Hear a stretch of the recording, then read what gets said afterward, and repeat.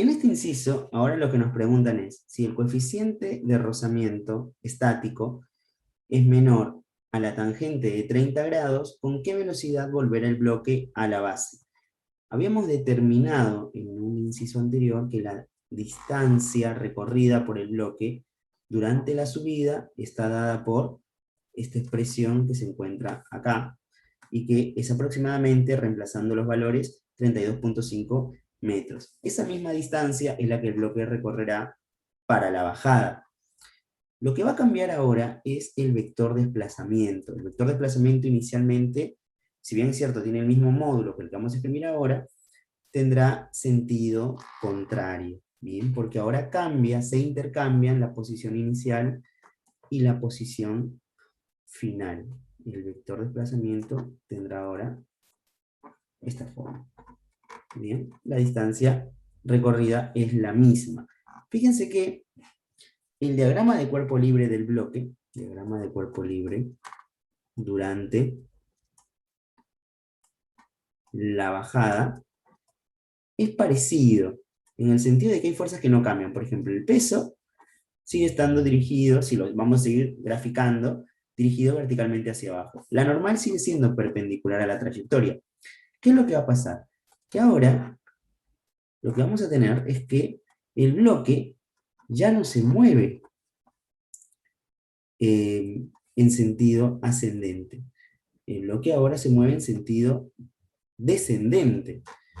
Por lo tanto, como ahora el bloque se mueve en otro sentido, la dirección de la fuerza de roce debe ser otra, porque la fuerza de roce, por definición, se grafica opuesta al movimiento o al movimiento inminente. Por lo tanto, como ahora el bloque se encuentra bajando, la fuerza de rozamiento se grafica en sentido opuesto a esa bajada. ¿De acuerdo? Se grafica en este sentido. Bien.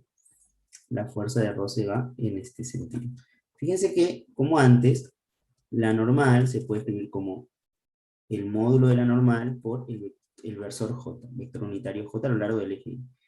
La fuerza de roce será el módulo de la fuerza de roce, pero ahora va en sentido contrario al eje X. Por lo tanto, ponemos aquí un Y y aquí un menos adelante. El peso se puede escribir como una componente a lo largo del eje X con el vector unitario Y, una componente a lo largo del eje Y, vector unitario J. Y, según la geometría del problema, la componente X del peso se puede escribir como el módulo del peso por el seno de tita, esto no cambia, y la componente Y del peso se escribe como menos el módulo del peso coseno de tita. Bien, porque va en el sentido opuesto al eje Y. Queremos determinar con qué velocidad vuelve a la base. Bueno, nuevamente podemos utilizar el teorema del trabajo y la energía cinética. Es decir, energía cinética final menos energía cinética inicial. Como al inicio no tiene velocidad, la velocidad vale 0, la rapidez vale 0 del bloque, al inicio la energía cinética vale 0. Solamente nos quedamos con la energía cinética final, que es igual a 1/2 de la masa por el cuadrado de la velocidad final. ¿Qué fuerzas hacen trabajo sobre el bloque? Bueno, las posibles fuerzas que pueden realizar trabajo son la normal, las que están actuando, la normal, la fuerza de roce y las distintas componentes del peso. La normal es perpendicular a la trayectoria, por lo tanto no realiza trabajo. La componente Y del peso también es perpendicular a la trayectoria, tampoco realiza trabajo. La fuerza de roce y la componente X del peso son las únicas que sí realizan trabajo. Por lo tanto, el trabajo neto durante la bajada la vamos a poder escribir así. Y además son constantes nuevamente, ¿no? Al igual que en el inciso anterior, constantes a lo largo de la trayectoria. Más la componente X de peso, si lo escribimos vectorialmente, vector desplazamiento. Bueno, la fuerza de rozamiento y el vector desplazamiento, la fuerza de rozamiento apunta en este sentido, en el sentido opuesto. Por lo tanto, cuando calculamos el producto escalar entre dos vectores que están a lo largo de la misma dirección pero sentido opuesto, va un menos la fuerza de roce, el módulo del desplazamiento.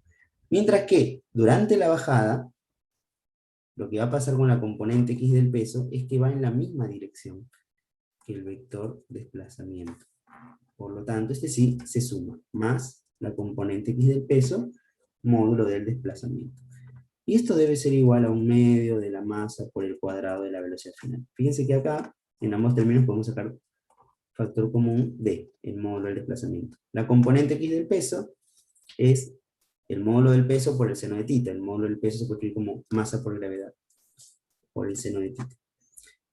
Menos la fuerza de roce. La fuerza de roce, el módulo de la fuerza de roce, recordemos que se escribe como el coeficiente de roce cinético por la normal, y la normal se equilibra con esta parte de acá, menos P coseno de θ, o sea que será mu sub K mg coseno de θ. ¿Bien? El peso es masa por gravedad. Por lo tanto acá va, en lugar de fuerza de rozamiento ponemos esto, mu sub K mg coseno de θ. Y esto tiene que ser igual a 1/2 la masa por el cuadrado de la velocidad final. Fíjense que también podemos sacar factor común mg. Entonces acá tenemos mg por d, por el seno de θ, menos mu sub K coseno de θ. Y esto tiene que ser igual a 1/2 la masa del bloque, el cuadrado de la velocidad final. Fíjense que la masa la podemos simplificar. Este 2 lo podemos pasar multiplicando, y vamos a tener que la velocidad final es la raíz cuadrada de 2 gravedad por el módulo del desplazamiento, la distancia recorrida, por el seno de θ menos mu sub K coseno de θ.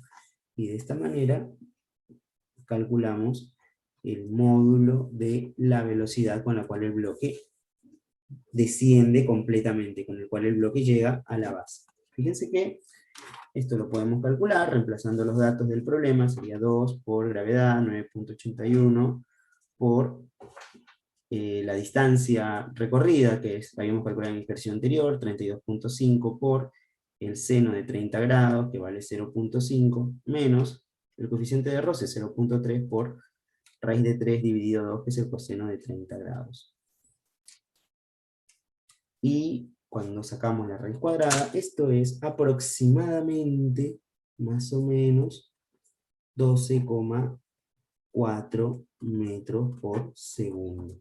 Bien, fíjense que la velocidad con la cual desciende completamente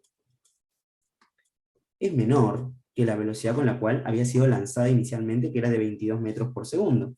Y eso se debe a que el trabajo neto, bien, realizado durante la subida y la bajada, ha sido negativo.